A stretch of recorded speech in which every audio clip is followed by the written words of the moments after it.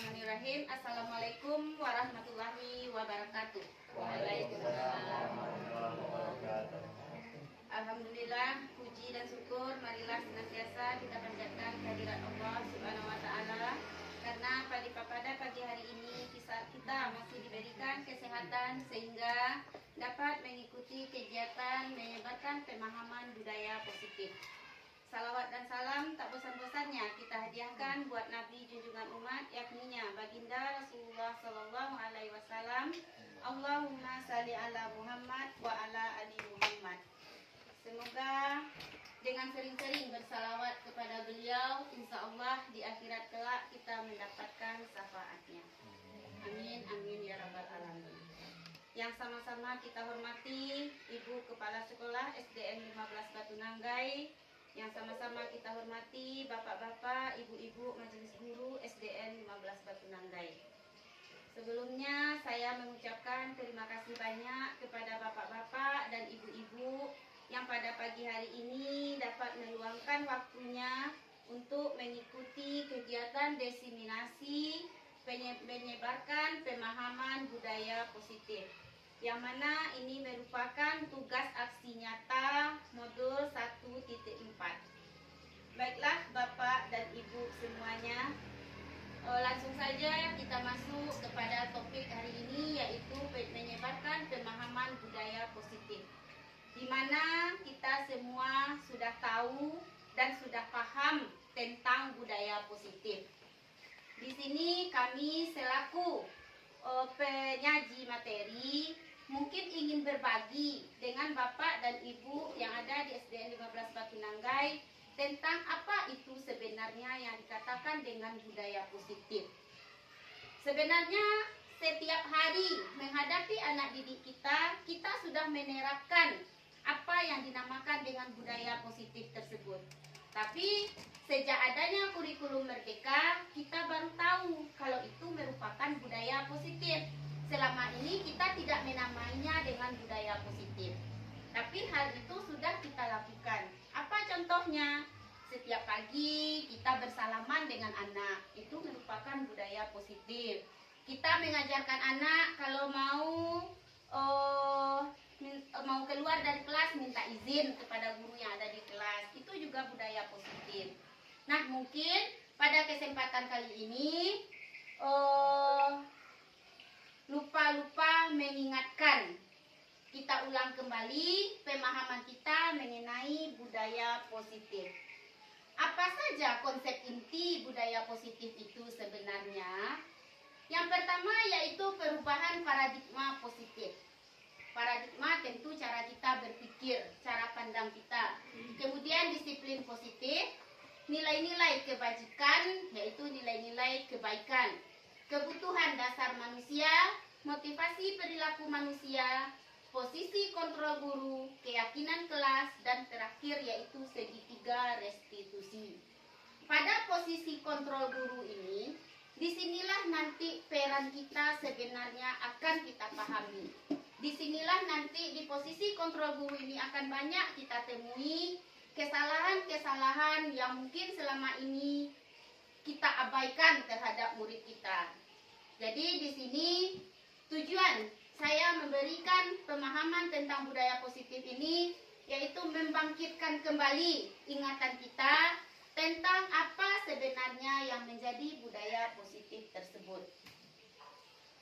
Pada kurikulum Merdeka kita mengenal itu adanya pembelajaran dengan paradigma baru, yaitu pembelajaran yang mengacu kepada profil pelajar Pancasila. Pembelajaran paradigma baru ini merupakan pembelajaran yang dirancang berdasarkan prinsip pembelajaran berdiferensiasi. Sesuai yang kita ketahui bahwa berdiferensiasi itu merupakan pembelajaran apa Ibu-ibu? Berfokus pada peserta didik. Ya, yang berfokus atau berpusat kepada peserta didik, atau pembelajaran yang dirancang berdasarkan kebutuhan murid. Tapi selama ini, sebelum adanya kurikulum Merdeka, kita selalu merancang pembelajaran sesuai dengan tuntutan materi. Materi ini harus tercapai, kisi-kisi SKKD ini harus tercapai. Tapi dengan adanya kurikulum merdeka, kita diajarkan merdeka itu identik dengan berdiferensiasi. Kita dituntut untuk mengajarkan berdasarkan kebutuhan peserta didik. Sehingga peserta didik itu belajar sesuai dengan kebutuhannya, berdasarkan tahap perkembangannya, sesuai dengan teori psikologi modern untuk mewujudkan profil pelajar Pancasila. Kita sama-sama tahu dimensi profil pelajar Pancasila itu ada 6. Yang pertama, beriman dan bertakwa kepada Tuhan Yang Maha Esa dan berakhlak mulia. Yang kedua, berkebinekaan global. 3, gotong royong.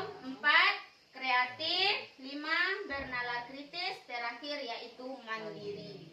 Jadi keenam dimensi profil pelajar Pancasila ini harus kita kuasai sebagai guru dan harus diterapkan oleh anak didik kita.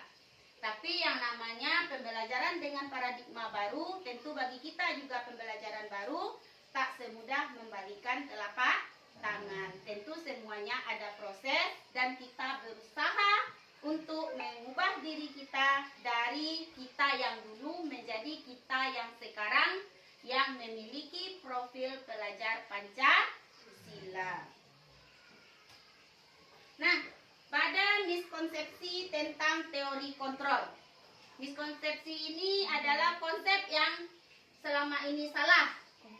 Guru itu mengontrol murid.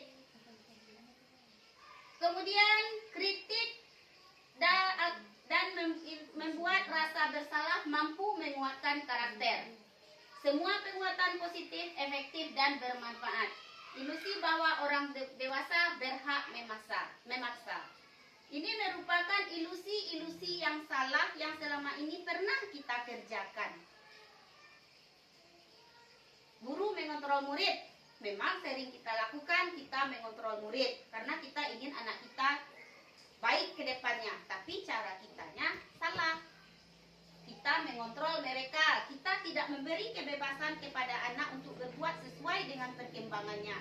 Sesuai dengan minatnya. Sesuai dengan kemampuannya. Tapi kita yang mengontrol. Kamu si A harus masuk ke sini. Kamu si B harus belajar di kelompok ini. Padahal di dalam kurikulum merdeka itu adalah hal yang salah. Namanya saja merdeka, berarti bebas. Anak itu bebas memilih gaya belajar sesuai dengan bakat minatnya, sesuai dengan kebutuhannya, sesuai dengan posisinya. Kemudian merubah paradigma stimulus respon ke pendekatan teori kontrol. Selama ini yang kita gunakan yaitu stimulus respon, yaitu memberikan sebuah harapan, memberikan sebuah masukan tentang dunia. Tapi untuk saat sekarang ini yang benarnya yaitu teori kontrol. Apa perbedaannya? Pada stimulus respon, kita menganggap bahwa kebutuhan kita sama. Misalnya kita sama-sama butuh makan, kita sama-sama butuh pendidikan. Tapi pada teori kontrol, hakikatnya kebutuhan kita itu berbeda. Banyak sekarang kita perhatikan anak-anak yang bukan tidak butuh, tapi tidak nomor satu bagi mereka makan itu. Mereka tetap tumbuh, tetap sehat, tetap berkembang. Nah, itulah yang membedakan antara stimulus respon dan teori kontrol. Kemudian semua orang melihat hal yang sama. Seperti di dalam ruangan ini, kita melihat sama ke arah layar yang disajikan. Tapi dalam pikiran kita pasti beda. Jadi itulah yang dikatakan dengan teori kontrol. Setiap orang memiliki gambaran berbeda, tidak sama pandangan kita semuanya. Yang ketiga, kita mencoba mengubah orang agar berpandang sama dengan kita. Pada teori kontrol, kita bukan mengubah, tapi memahami pandangan orang lain tentang dunia. Kita tidak bisa menyamakan, tidak bisa mengubah pandangan seseorang. Tapi kita harus memahami pandangan orang lain yang berbeda-beda tersebut. Perilaku buruk dilihat sebagai suatu kesalahan. Pada teori kontrol, semua perilaku itu memiliki tujuan. Walaupun perilaku buruk, misalnya seorang anak berbuat salah, kita selalu menegur anak yang berbuat salah itu. Padahal di dalam teori kontrol, kita harus 3 restitusi terhadap anak tersebut. Menanyai, kenapa dia berbuat salah? Pasti dia memiliki tujuan. Jadi semua yang dilakukan, walaupun itu benar, walaupun itu salah, memiliki tujuan tersendiri pada orang yang melakukannya. Kemudian orang lain bisa mengontrol saya. Itu merupakan teori pada stimulus respon. Tapi pada teori kontrol, hanya Anda yang bisa mengontrol diri Anda. Berarti hanya kita sendiri yang bisa mengontrol diri kita. Orang lain tidak bisa mengontrol diri kita, tapi kitalah yang bisa mengontrol. Kemudian, saya bisa mengontrol orang lain. Bisa, tapi sebenarnya di teori kontrol, kita tidak bisa mengontrol orang lain. Kita hanya bisa memberikan saran, memberikan masukan, mengarahkan, bukan mengontrol. Pemaksaan ada pada saat bujukan gagal. Sedangkan pada teori kontrol, kolaborasi dan konsensus menciptakan pilihan-pilihan baru. Model berpikir menang atau kalah. Pada teori kontrol, kita hanya berpikir untuk menang, menang, dan menang. Kita tidak pernah berpikir untuk kalah. Jadi, disinilah perbedaannya pada disiplin positif itu, mana yang merupakan stimulus respon yang selama ini kita jalankan, mana yang merupakan teori kontrol. Nah, sekarang kita masuk pada disiplin positif. Apa itu sebenarnya yang dikatakan dengan disiplin? Selama ini, menurut Bapak Okta, apa yang dinamakan dengan disiplin? Kalau disiplin itu memperbaiki diri. Memperbaiki diri. Bu Eni? Mematuhi peraturan. Mematuhi peraturan. Tidak boleh kita salahkan. Itu menurut pendapat Bu Eni dan Pak Okta. Tapi sebenarnya apa yang dikatakan dengan disiplin itu? Disiplin itu artinya kita belajar. Selama ini kita menganggap disiplin itu anak harus patuh terhadap aturan. Itu namanya disiplin. Anak harus patuh pada aturan sekolah. Datang ke sekolah tertib. Pakai baju seragam sekolah. Itu namanya disiplin menurut kita. Tapi sebenarnya yang dikatakan disiplin itu belajar. Ketika anak melanggar sebuah aturan, maka di sanalah anak itu belajar untuk disiplin.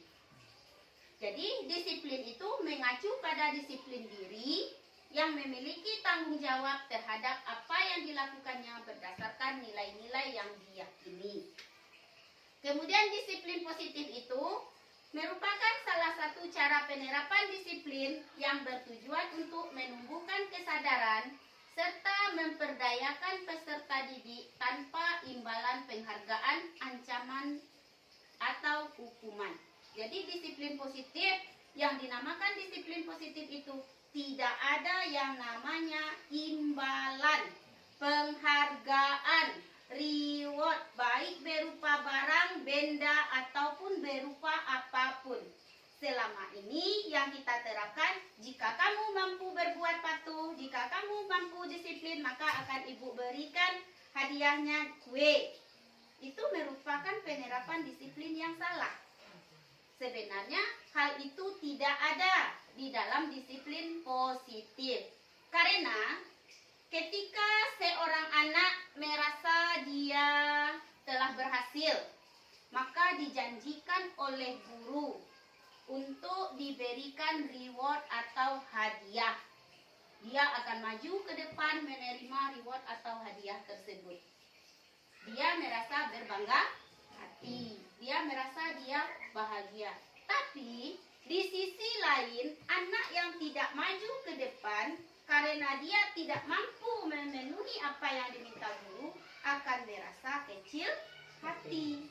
Padahal yang sebenarnya menurut kita yang salah anak tersebut, karena dia tidak mau dan tidak mampu menyelesaikan tantangan dari guru. Tapi apakah anak itu menyadari kesalahannya? Tidak. Yang tahu dalam benak anak itu, teman saya dapat, saya tidak, ibu tidak adil. Minggu depan dia juga yang dapat, saya tidak akan pernah dapat. Akhirnya terpikirlah di dalam benak anak tersebut, saya tidak akan pernah mendapatkan reward dari guru.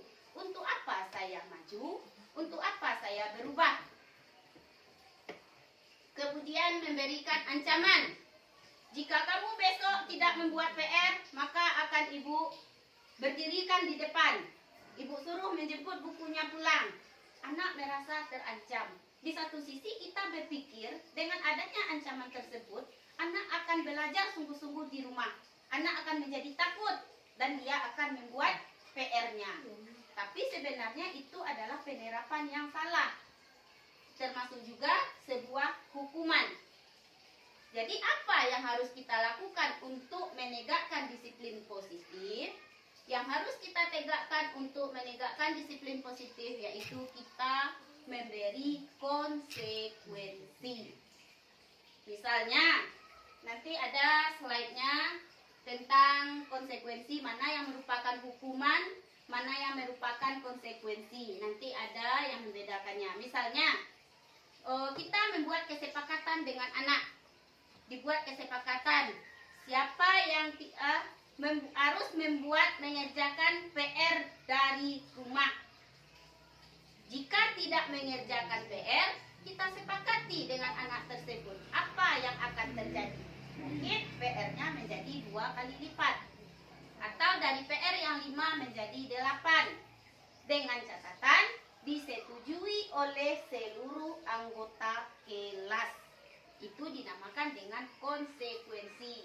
Sebenarnya itu juga berupa hukuman bagi anak yang tidak membuat PR, tapi sudah berbeda caranya. Kalau hukuman hanya kita yang memberikan.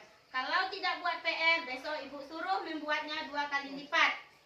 Tapi dengan adanya konsekuensi, bagi anak ibu yang tidak membuat PR, akan kita berlakukan konsekuensi atau kesepakatan kelas kita. Sehingga yang membuatnya anak, yang menyetujuinya anak, yang menjalankan anak, kita tinggal hanya mengontrol saja. Kemudian sebagai seorang pendidik, tujuan kita adalah menciptakan peserta didik yang memiliki disiplin diri. Sehingga mereka berperilaku mengacu kepada nilai-nilai kebajikan universal dan memiliki motivasi intrinsik dalam perubahan perilaku ke arah yang lebih baik. Nah, nilai-nilai kebijakan apa saja yang harus dimiliki oleh seseorang atau oleh organisasi tersebut? Nilai-nilai kebajikan itu merupakan nilai-nilai kebaikan, nilai-nilai yang disepakati secara bersama, tidak memandang golongan, tidak memandang suku, tidak memandang agama, bahasa maupun latar belakang. Jadi makanya nilai kebajikan itu dinamakan dengan nilai-nilai kebajikan universal, bersifat secara umum, tidak berlaku untuk satu golongan. Apa contoh nilai kebajikan? Berdasarkan profil pelajar Pancasila, yaitu ada 6 nilai kebajikan sesuai dengan dimensi profil pelajar Pancasila tersebut. Kemudian berdasarkan PYP, nilai kebajikan itu ada namanya toleransi, rasa hormat, integritas, mandiri, menghargai, antusias, empati, dan lain sebagainya. Sedangkan menurut 9 pilar karakter Indonesia, nilai kebajikan itu mulai dari cinta terhadap Tuhan dan segenap ciptaannya, mandiri, tanggung jawab, sampai dengan adanya kedamaian dan kesatuan. Jadi nilai-nilai kebajikan inilah yang nantinya akan kita kembangkan kepada anak didik kita agar dia dapat menerapkan disiplin positif. Karena kita berada pada kurikulum merdeka, maka nilai kebajikan yang utama kita kembangkan yaitu yang ada pada profil pelajar Pancasila. Beriman, bertakwa kepada Tuhan Yang Maha Esa. Apa saja nilai kebajikan pada poin nomor 1 tersebut? Misalnya, salat, berdoa, kemudian berakhlak mulia. Akhlak inilah yang utama. Karena dengan adanya akhlak, maka anak akan memiliki kepribadian yang baik. Kemudian berkebinekaan global, tidak membeda-bedakan teman, gotong royong, saling membantu walaupun dalam membuat tugas. Mereka bergotong royong. Tapi bagaimana cara bergotong royong dalam membuat tugas? Mandiri, bernalar kritis, dan kreatif. Itulah nilai-nilai kebajikan yang akan kita kembangkan dalam kurikulum Merdeka.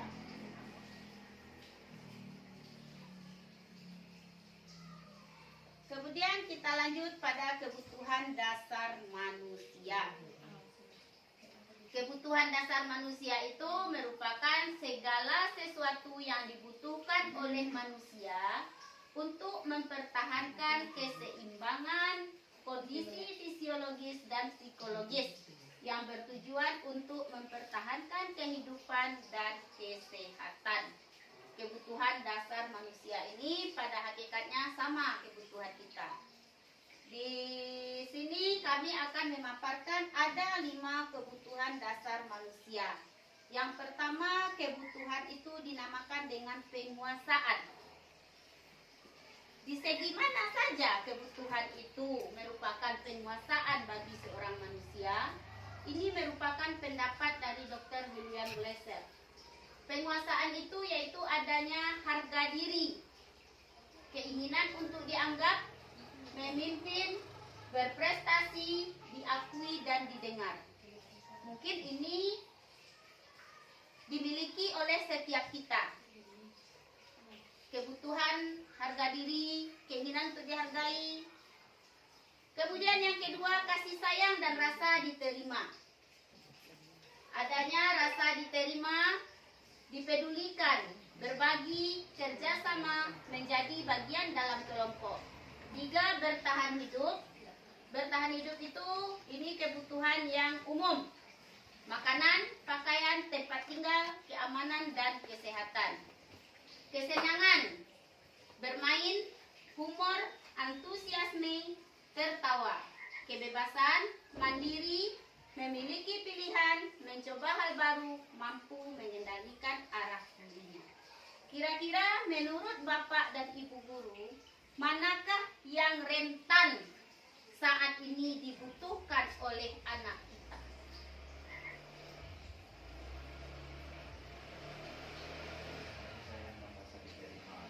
Ya. Kasih sayang dan rasa diterima, kebebasan, mungkin kesenangan juga. Tapi yang lebih dominan saat ini dibutuhkan oleh anak kita yaitu kasih sayang dan rasa diterima.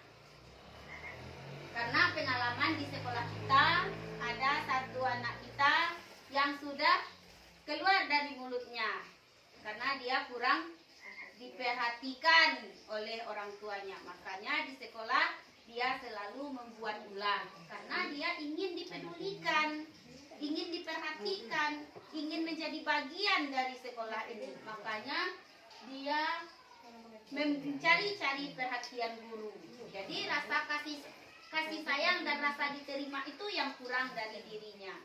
Maka tugas kita lah untuk memenuhi kebutuhan dasar peserta didik tersebut. Tapi terkadang namanya kita manusia, terkadang mood itu berbeda-beda. Ketika mood baik, moodnya senang, mungkin bisalah kita melakukannya kepada murid.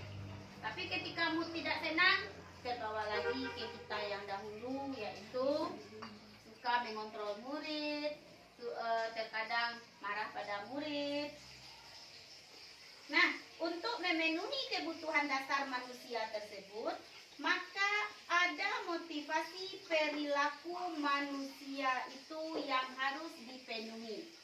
Motivasi itu ada 2, ekstrinsik dan intrinsik.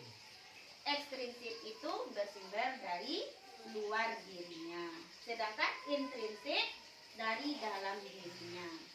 Ekstrinsik untuk menghindari ketidaknyamanan atau hukuman. Kemudian ekstrinsik lagi untuk mendapatkan imbalan atau penghargaan dari orang lain.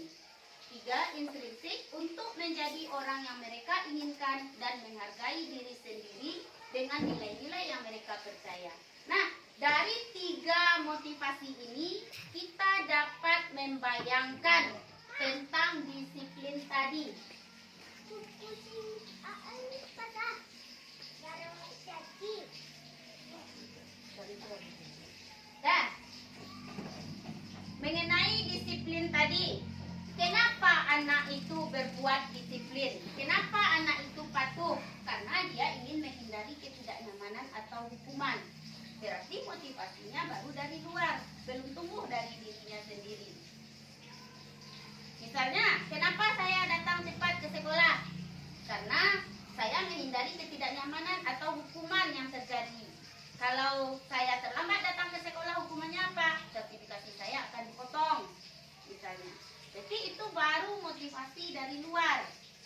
motivasi intrinsik. Kemudian, kenapa anak kita mau rajin? Kenapa anak kita mau belajar dengan giat? Karena dia mengharapkan imbalan atau penghargaan dari orang tua atau dari guru. Belum tumbuh lagi dari motivasi dari dirinya, baru dari luar motivasi yang dia miliki. Tapi kapan motivasi intrinsik itu tumbuh? Ketika kita melakukan sebuah disiplin, melakukan sebuah peraturan, ingin dari diri kita sendiri, ingin menghargai diri kita sendiri dengan nilai-nilai yang kita percaya. Oh, kalau terlambat saya datang ke sekolah nanti saya akan rugi. Berarti dia memikirkan dirinya sendiri, bukan karena takut dihukum, bukan karena tidak dapatkan penghargaan, bukan karena tidak dapatkan imbalan, tapi mereka motivasi dari dalam dirinya sendiri. Kalau saya nanti terlambat, saya akan rugi, saya akan malu nanti dengan teman-teman. Jadi untuk menumbuhkan motivasi intrinsik itulah yang sangat susah saat ini kepada anak-anak kita. Tapi walaupun itu susah, tugas kita sebagai seorang guru adalah berusaha untuk menumbuhkan motivasi tersebut agar kelak anak kita memiliki nilai disiplin positif sesuai dengan yang kita inginkan. Nah, ini tadi yang saya sampaikan mengenai konsep disiplin yang adanya hukuman. Sebenarnya konsep disiplin itu ada dua, yaitu identitas gagal dan identitas sukses. Pada identitas gagal ini, kita sering menegakkan disiplin itu dengan adanya hukuman dan penghargaan. Pada hukuman, bagi anak itu akan merasa menyakitkan, akan merasa tidak nyaman. Murid akan menjadi takut, dia akan menjadi terpaksa, dan dia akan berusaha berbohong membunyikan kesalahannya. Murid menjadi rendah diri karena dia takut dia akan mendapatkan hukuman ketika dia berkata jujur. Si A sudah berbuat salah, tapi ketika ditanya oleh guru, dia mengelak. Saya tidak berbuat salah, Bu. Kenapa? Karena dia takut menerima hukuman. Dia tidak mau dihukum. Kemudian dengan memberikan penghargaan. Sebenarnya penghargaan itu tidak efektif. Kemudian akan merusak hubungan atau adanya sifat iri di antara sesama teman. Mematikan kreativitas. Menghukum dengan sistem ranking, merampas hak menghargai dirinya. Alhamdulillah saat ini di sekolah kita tidak lagi menerapkan yang namanya ranking. Berarti kita sudah mengurangi satu persatu identitas gagal yang akan dialami oleh peserta didik. Tidak lagi meranking, kita meyakini bahwa anak itu memiliki kemampuan di bidangnya masing-masing. Anak yang suka seni, dia tidak butuh pelajaran matematika. Begitu juga anak nantinya yang akan suka olahraga, dia hanya butuh fisik yang kuat, dia tidak butuh pelajaran bahasa Indonesia. Nah, itulah identitas gagal mungkin selama ini pernah kita jalankan. Jadi, untuk kedepannya kita akan berusaha untuk menegakkan konsep disiplin dengan menggunakan identitas sukses. Apa itu? Konsepnya yaitu menggunakan konsekuensi dan restitusi.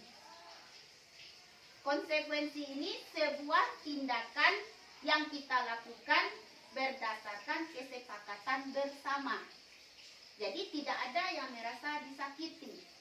Dan restitusi itu cara pengambilan keputusan dalam menyelesaikan sebuah masalah.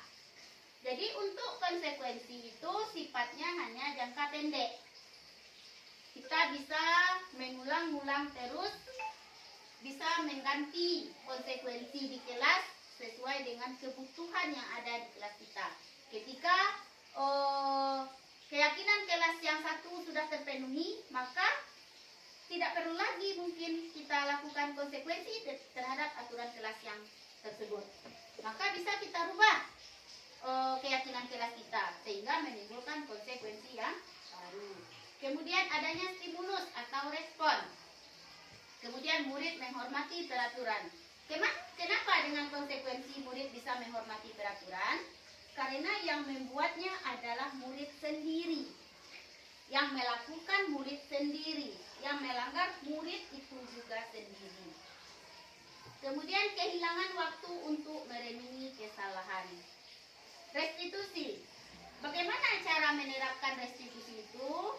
Yaitu murid itu berusaha bertanggung jawab untuk perilakunya. Kita menjadi seorang psikolog. Artinya di dalam restitusi itu kita menjadi seorang psikolog. Kita bertanya akan kesalahan anak. Kita memberikan hal yang positif terhadap kesalahannya. Kita memberikan jalan keluar terhadap permasalahannya. Dan kita meminta kepada anak tersebut untuk mengenali dirinya. Mau jadi apa dia ke depannya. Bagaimana cara dia memperbaiki kesalahannya sendiri. Bukan kita yang menentukan, oh kamu sudah berbuat salah berarti kamu harus melakukan ini. Bukan. Kita tanyakan, karena kamu sudah berbuat salah, jadi apa yang harus kamu lakukan untuk memperbaikinya. Kemudian fokus pada pemecahan masalah jangka panjang. Jadi restitusi ini bisa berlaku untuk jangka panjang. Murid menghormati dirinya dan orang lain. Teori kontrol dirinya memegang kontrol. Murid bersemangat memperbaiki kesalahan. Sebenarnya jika kita lakukan semua hal ini, mungkin kita akan dapat melihat anak-anak kita yang berhasil di masa depannya, terutama untuk mengontrol dirinya sendiri. Tapi terkadang kembali lagi kepada hakikat kita, hanyalah manusia yang terkadang kesabaran itu setipis tisu. Ketika anak berbuat salah, sudah kita coba lakukan restitusi tersebut. Sudah kita coba memenuhi apa yang dia inginkan. Tapi tetap saja hal itu gagal. Tetap saja hal itu tidak berhasil kita lakukan. Kenapa? Karena hanya kita pihak sekolah yang keras, yang semangat untuk menerapkannya pada anak. Tapi di rumah mereka kembali lagi ke sifat aslinya. Jadi itulah pentingnya kolaborasi antara guru, kepala sekolah, wali murid, dan siswa dalam menegakkan disiplin positif ini. Kemudian selanjutnya, konsep disiplin dengan pendekatan restitusi itu merupakan cara menanamkan disiplin positif pada murid. Apa itu restitusi? Menciptakan kondisi bagi murid untuk memperbaiki kesalahan mereka, sehingga mereka bisa kembali pada kelompok mereka dengan karakter yang lebih kuat. Bagaimana ciri-ciri restitusi tersebut? Bukan untuk konsep disiplin dalam pendekatan restitusi tersebut merupakan sebuah cara dalam menanamkan disiplin positif pada murid kita. Apa itu yang dikatakan dengan restitusi? Yaitu proses menciptakan kondisi bagi murid untuk memperbaiki kesalahan mereka. Berarti memperbaiki kesalahan sehingga mereka bisa kembali pada kelompok mereka dengan karakter yang lebih kuat. Bagaimana ciri-ciri restitusi? Restitusi itu bukan untuk menebus kesalahan, tapi belajar dari kesalahan. Sehingga anak itu bisa berpikir bahwa dari kesalahan yang telah dia lakukan, dia bisa memperbaiki dirinya sendiri.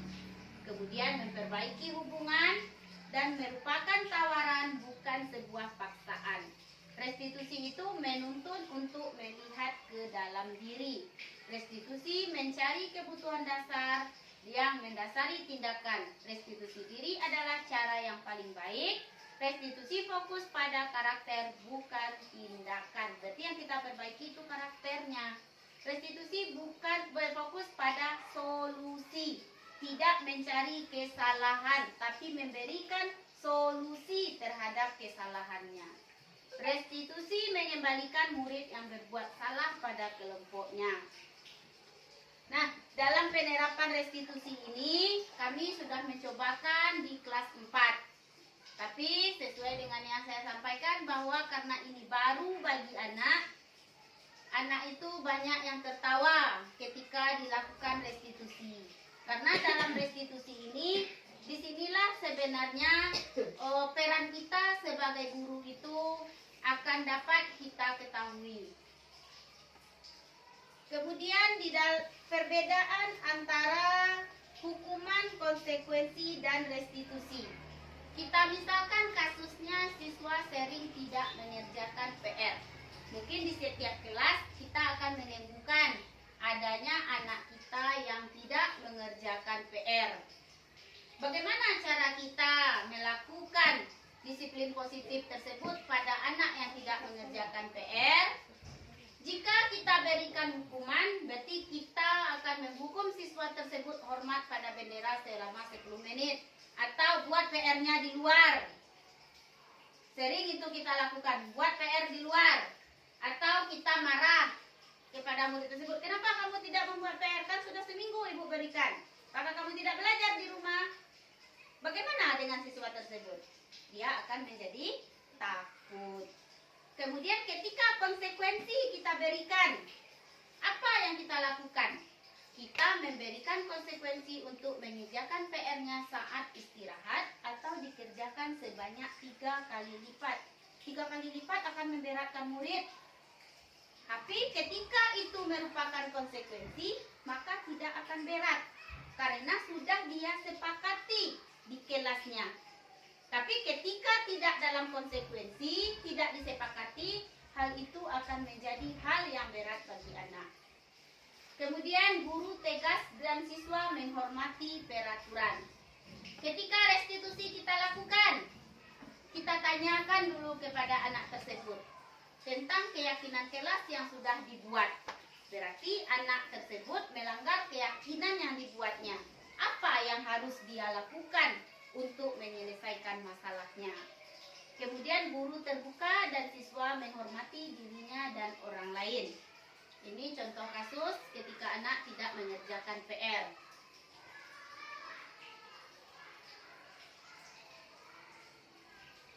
Nah, dalam melakukan restitusi itu, kita harus paham 5 posisi kontrol kita dalam melakukan restitusi. Yaitu 5 posisi kontrol guru ini: penghukum, pembuat rasa bersalah, teman, pemantau, manajer. Kira-kira menurut Bapak Ibu, dari 5 posisi kontrol ini, posisi mana yang paling bagus? Pemantau. Pemantau. Teman. Tapi sebenarnya dari 5 posisi tersebut, posisi yang paling bagus adalah manajer. Manajer itu, kita beranggapan manajer itu pimpinan. Kepala sekolah itu manajer. Kita takut akan kepala sekolah, tapi sebenarnya bukan itu. Manajer itu adalah mengarahkan, mengajak duduk bersama, membantu, menyelesaikan. Tapi karena di dalam pikiran kita manajer itu orang yang paling tinggi, maka kita takut. Berarti motivasi dari diri kita baru intrinsik, belum memiliki motivasi intrinsik. Nah, ketika guru memiliki posisi kontrol manajer tersebut, akan terciptalah suasana kelas yang sangat dinamis dan harmonis. Kita bahas satu persatu mengenai posisi kontrol tersebut. Kasusnya ketika siswa tidak memakai atribut lengkap saat upacara. Ketika posisi kontrol itu seorang penghukum, apa yang dia lakukan? Dia akan menyuruh anak berdiri di barisan. Nah, berikut contoh penerapan 5 posisi kontrol tersebut. Kasusnya, siswa tidak memakai atribut lengkap saat upacara bendera. Ketika seorang guru itu memiliki posisi kontrol sebagai penghukum, tentu dia akan memberikan hukuman kepada anak yang tidak berpakaian lengkap tersebut. Kalau sebagai pemantau, dia akan mencari-cari kenapa anak itu tidak mematuhi aturan tersebut, kenapa anak itu melanggar. Kemudian sebagai teman, dia akan mengajak anak itu untuk patuh terhadap aturan, akan mengajak anak itu untuk tertib. Kemudian ketika posisi kontrol guru itu sebagai pembuat rasa bersalah, sudahlah anak bersalah, dibuat lagi dia merasa bersalah, maka 2 kali kecewa anak tersebut.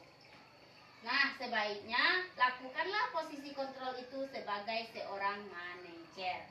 Kita bertanya kepada anak tersebut, apakah kamu tahu dengan kesalahanmu? Ketika anak menjawab, tahu Bu, saya tidak menggunakan topi saat upacara. Jadi kira-kira bagaimana kamu akan memperbaiki kesalahan ini? Tentunya dia akan menjawab, ya besok saya akan pakai topi lagi Bu, besok tidak akan saya ulangi lagi Bu.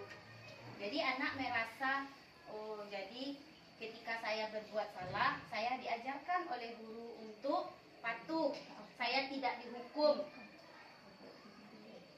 Nah, untuk menerapkan posisi kontrol ini, salah satu yang dapat kita lakukan yaitu dengan membuat keyakinan kelas. Keyakinan kelas itu awalnya dari peraturan. Keyakinan itu dilahirkan dari peraturan sekolah, tapi kita ubah menjadi keyakinan kelas. Mengapa keyakinan kelas? Mengapa tidak peraturan kelas saja? Karena mengapa kita memiliki peraturan tentang penggunaan helm pada saat mengendarai kendaraan roda 2 dan motor? Agar semua pengendara mematuhi dan tidak kena tilang, tidak kena sanksi. Mengapa kita memiliki peraturan tentang penggunaan masker dan mencuci tangan setiap saat? Agar kita terhindar dari penyakit. Jadi itu merupakan peraturan itu. Jadi dari peraturan itu kita turunkan dia menjadi keyakinan kelas. Peraturan, tidak boleh datang sekolah terlambat. Itu peraturan namanya. Ketika kita ubah menjadi keyakinan, tidak boleh itu hilang. Dia menggunakan kalimat positif. Kira-kira apa kalimat positifnya? Tidak boleh datang sekolah terlambat. Datang harus tepat waktu. Jadi tidak ada lagi kata-kata negatif. Tidak ada lagi kata tidak. Tidak ada yang tidak membuat PR. Kita ubah menjadi kata-kata positif. Ketika ada PR, kita harus membuatnya dan mengumpulkannya. Jadi untuk keyakinan kelas itu, dia menggunakan bahasa yang positif. Bagaimana pembentukan keyakinan kelas tersebut? Lebih abstrak daripada peraturan. Sedikit saja biar mudah diingat. Kalau peraturan bisa panjang, sedangkan keyakinan kelas cukup pendek agar anak dapat mengingatnya. Datang sekolah tepat waktu. Piket melaksanakan tugasnya. Kemudian berupa pernyataan universal, pernyataan yang bersifat umum, dapat diterapkan di kelas. Bersedia meninjau kembali keyakinan kelas dari waktu ke waktu, dibuat dalam bentuk positif. Semua warga kelas hendaknya ikut berkontribusi dalam pembuatan keyakinan kelas. Jadi keyakinan kelas itu kita buat di kelas, dilahirkan oleh siswa-siswa kita, apa keyakinan dalam belajar yang ingin mereka miliki di kelas tersebut. Apa keyakinan kelas kita? Misalnya anak membuat, ketika belajar tidak boleh berlari-lari di dalam kelas. Dibuat anak peraturan. Maka kita jadikan dia menjadi keyakinan kelas. Apa keyakinan kelasnya? Belajar dengan tertib. Ya, belajar dengan tertib. Ada anak lagi membuat, kalau mau keluar buang air harus meminta izin kepada guru. Terlalu panjang. Sulit anak mengingatnya. Bagaimana kira-kira untuk keyakinan kelasnya? Meminta izin ketika keluar kelas. Jadi keyakinan kelas itu bahasanya lebih pendek dari peraturan.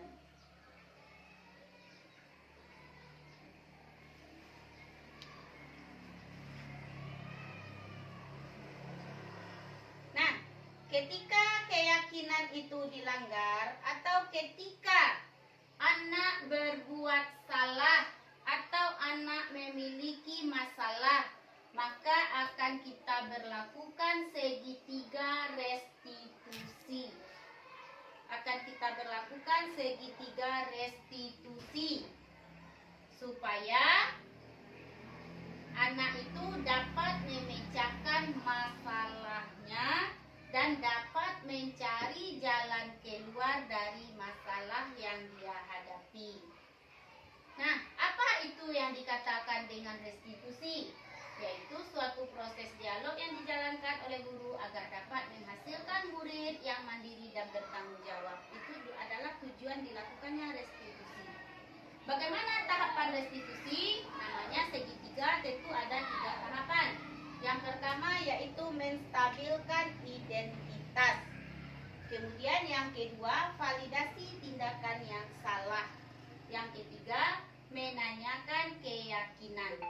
Jadi, dalam menstabilkan identitas tersebut, kita menenangkan siswa tersebut, memberikan pernyataan kepada siswa tersebut dan menanyakan kenapa kamu berbuat salah, atau kamu berbuat salah tentu memiliki tujuan. Jadi anak itu akan bercerita nanti kepada kita, saya begini bu. Kemudian kita validasi tindakan yang salah. Namanya berbuat salah, tentu tidak boleh kita benarkan. Jadi kita validasi tindakan anak yang salah tersebut. Kemudian kita jelaskan. Kita beri pemahaman kepada anak tersebut. Yang kamu lakukan itu pasti ada tujuannya. Dan kamu tahu tidak, yang kamu lakukan itu sudah merugikan orang lain. Kita validasi kepada anak tersebut tindakannya itu salah. Dan kita tanyakan keyakinan. Keyakinan yang sudah kita buat, kira-kira kamu sudah melanggar tidak keyakinan yang sudah kita buat? Keyakinan yang mana? Nah, karena kamu melanggar, bagaimana kamu untuk memperbaikinya? Ingin jadi apa kamu ke depannya? Di sanalah menanyakan keyakinan itu namanya. Untuk melakukan segitiga restitusi ini mungkin sedikit sulit bagi kita, bagi anak-anak kita yang latar belakangnya tinggal di kampung ini berbeda dengan anak-anak yang ada di perkotaan. Anak-anak kita yang ada di kampung pagi sekolah, pulang sekolah mereka mungkin sudah tiba entah di mana bermain. Jadi kontrol untuk anak-anak kita itu sangat kurang dari rumahnya. Sehingga untuk menerapkan segitiga restitusi ini kita butuhkan usaha yang luar biasa. Ketika kita menstabilkan identitasnya, mereka akan tertawa mendengarkan kita bertanya pertanyaan yang seolah-olah itu seperti interogasi.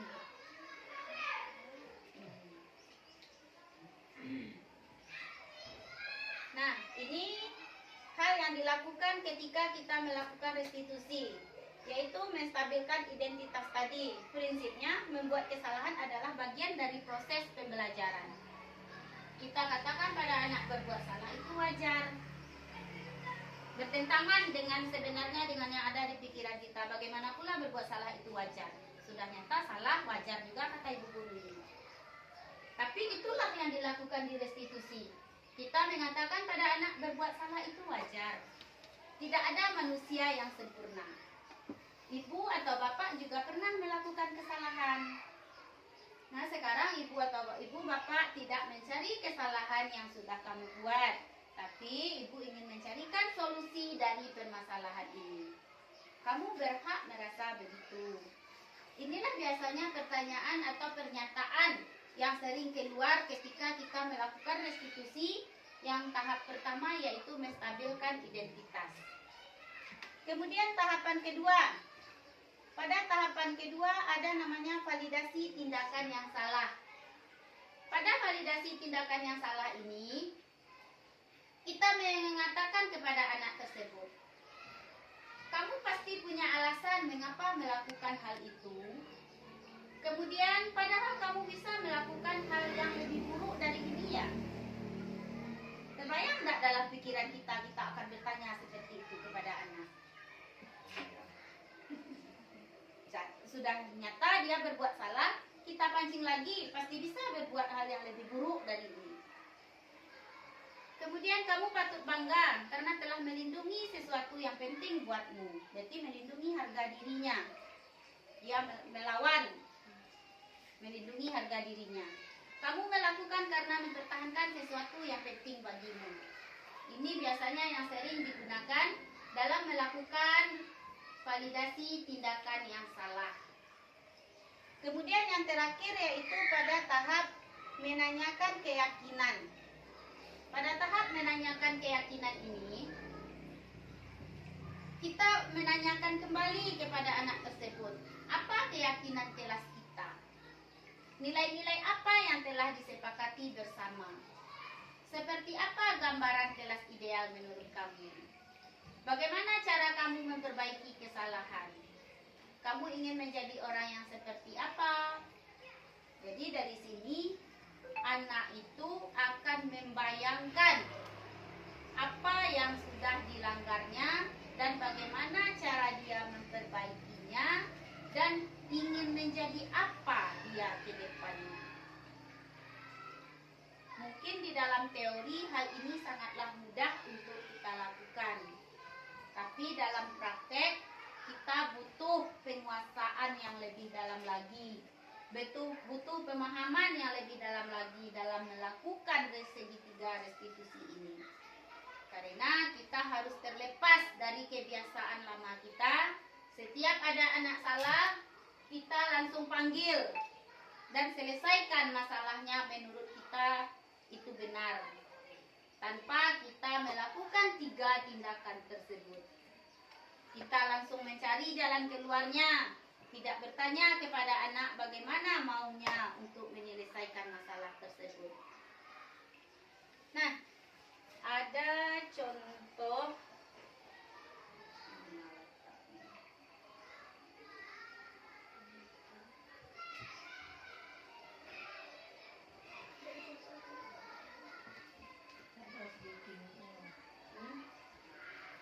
speaking saya dulu ya.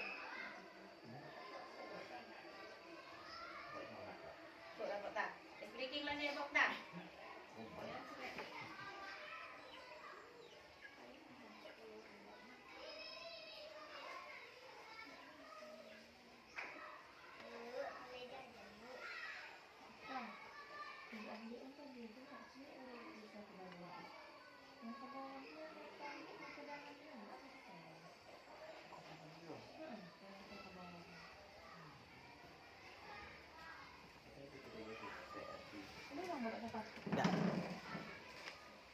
Banjir.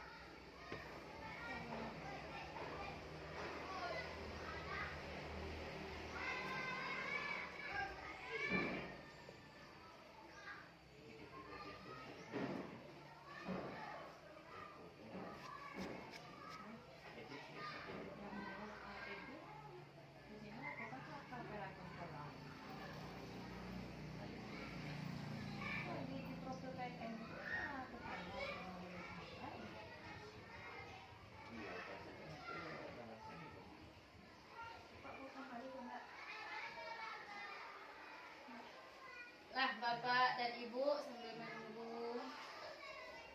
Mungkin dalam penerapan budaya positif itu sebenarnya bisa kita lakukan mulai dari sekarang dan bahkan sudah kita lakukan. Karena kita memiliki profil pelajar Pancasila. Dalam profil ini kita akan melaksanakan peran kita sebagai guru penggerak, yaitu menjadi pemimpin pembelajaran. Menjadi pemimpin pembelajaran tentunya di kelas kita menjadi pemimpin dalam pembelajaran bagi anak murid kita. Kemudian kita bisa menjadi coach bagi guru lain. Menjadi coach guru lain yaitu berbagi ilmu, berbagi pengalaman terhadap rekan-rekan kita. Jadi budaya positif itu akan menimbulkan rasa aman dan nyaman pada murid dalam proses pembelajaran. Kemudian budaya positif juga dapat mendorong murid untuk mampu berpikir, bertindak dan mencipta sebagai proses memerdekakan dirinya sehingga murid lebih mandiri dan bertanggung jawab. Jadi budaya positif itu sangat penting sekali kita terapkan di dalam keseharian kita di sekolah. Nah, disiplin positif itu dapat kita lakukan untuk mendidik murid melakukan kontrol dari dalam dirinya dalam membentuk kepercayaan dirinya. Seperti yang sudah saya sampaikan tadi, posisi kontrol itu kita jadilah sebagai seorang manajer. Jadilah sebagai seorang manajer atau sebagai seorang teman bagi anak tersebut, di mana anak tersebut akan merasa dibimbing, akan merasa diarahkan dari perbuatan salahnya sehingga dia bisa menjadi seorang anak yang memiliki karakter yang lebih baik dari yang sekarang ini.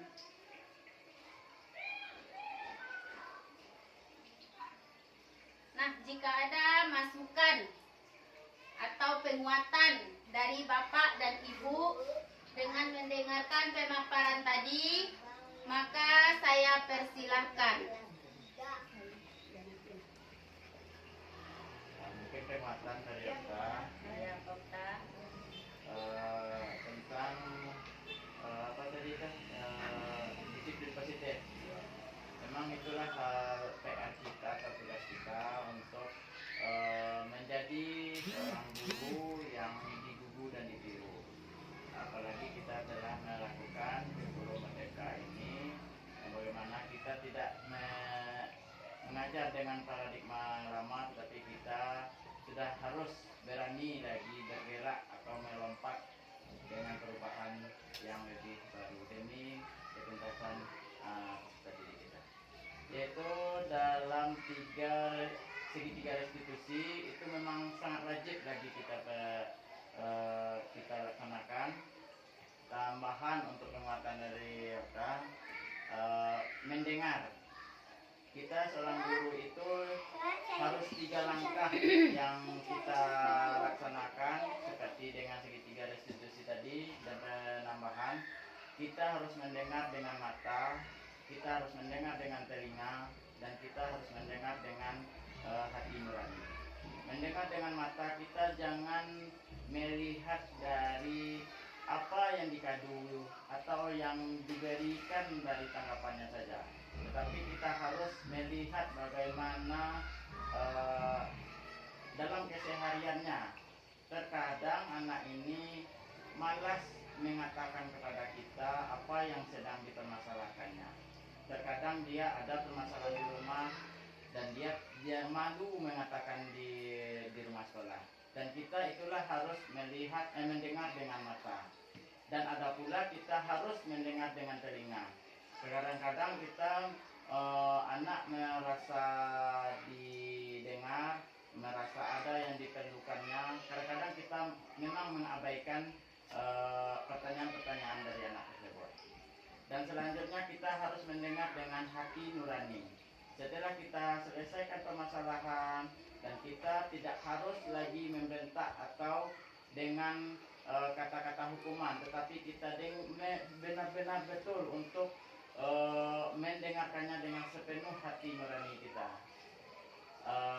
Itu sedikit dari masukan dari Okta. Kalau ada yang dari Okta itu. Terima kasih Pak Okta. Assalamualaikum warahmatullahi wabarakatuh. Ya, terima kasih kita ucapkan kepada Ibu Mona Aliansa sebagai guru calon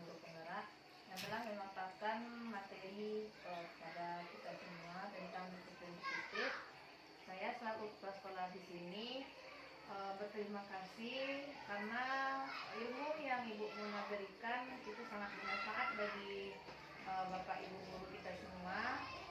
Semoga apa yang kita dapatkan materi pada kesempatan kali ini bisa merubah mindset kita selaku guru, dan semoga sekolah kita akan maju ke depannya.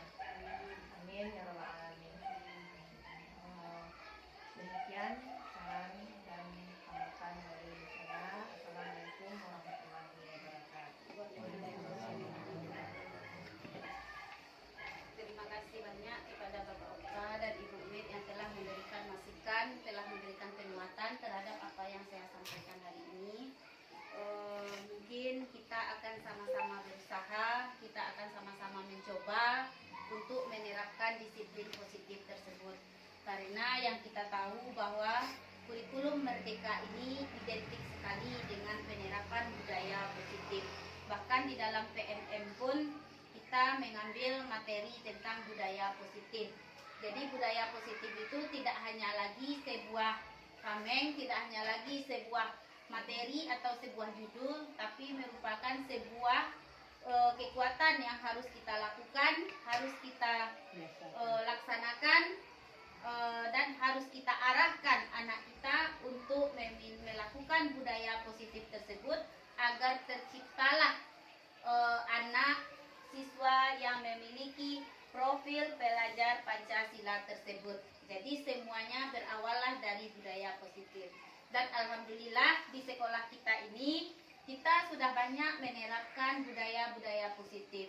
Seperti halnya setiap pagi bersalaman, setiap hari Senin upacara, itu juga merupakan budaya positif. Melakukan senam pembiasaan pagi, melakukan setiap Rabu menyanyikan lagu nasional juga merupakan budaya positif, yaitu sebagai bukti cinta kepada tanah air.